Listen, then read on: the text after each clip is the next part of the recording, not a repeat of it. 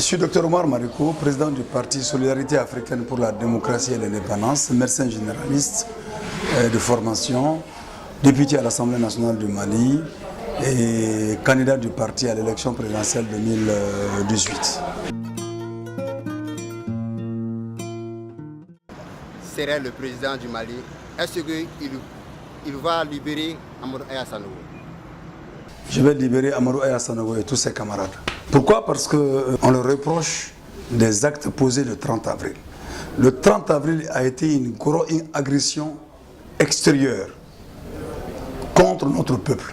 Donc pour moi, et en plus ce sont les militaires, je ne dirais même pas des bérets parce que c'est pas, quand on dit béret rouge, à mon avis c'est un abus. Dans la mesure où les bérets rouges n'étaient pas tous impliqués dans ce combat-là. Et pour ce dossier précis, les bérets rouges, je les libère tous. D'accord.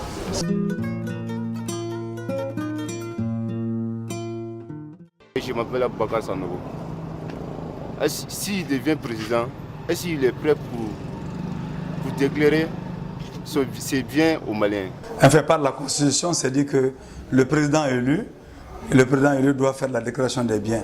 Non seulement je ferai la déclaration des biens, mais je soumettrai ça au contrôle pour savoir si effectivement ce que j'ai déclaré, c'est ce que j'ai.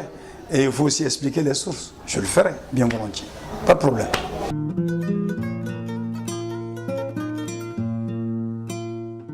Bonjour, je me nomme Virginie Aminata Traoré. J'aimerais savoir si vous êtes élu président, qu'est-ce que vous allez faire pour les femmes? Pour les femmes, c'est l'éducation, l'instruction. C'est aussi la possibilité d'occuper des postes de responsabilité qu'elles désirent et à tous les niveaux.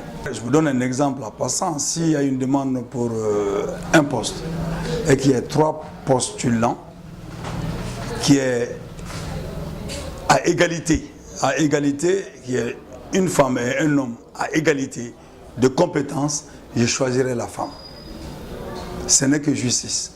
C'est ce que des gens appellent, j'aime pas cette expression-là, mais il y a les dévanciers de l'idéologie que nous avons qui disent que le développement de la société capitaliste dans laquelle nous sommes, pour arriver à l'égalité entre les sexes, à l'équité entre les sexes, à l'égalité entre ville et campagne, le bâton, il faut le tordre au sens contraire pour qu'on puisse s'établir. C'est-à-dire, il faut donner plus de chance aux femmes à se développer parce qu'elles sont les victimes du système aujourd'hui.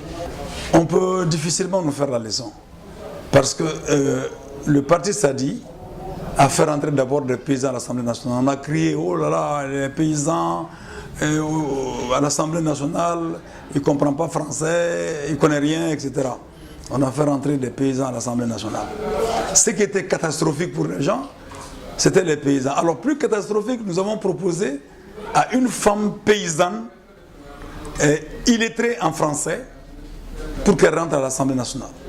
Elle est rentrée à l'Assemblée nationale, nous l'avons choisie parce que c'est une femme qui a osé prendre le devant des luttes. Alors donc, de ce point de vue, il faut tordre le bâton. Il faut tordre le bâton de l'autre côté à l'avantage de la femme. C'est ce que nous ferons. Si bien que vous comprendrez qu'il y a eu beaucoup de débats pour voter les 30% à l'Assemblée nationale. Le parti Sadi n'a pas eu ce débat-là. On n'a pas hésité, on a dit que c'est d'ailleurs très peu. Mais c'est très peu, ça signifie quoi? Ça signifie qu'il faut créer les conditions pour que les femmes puissent éclore leurs compétences. Et donc sur la base de ces compétences-là, on pourra faire un choix éclairé qui puisse faire rendre la justice aux femmes.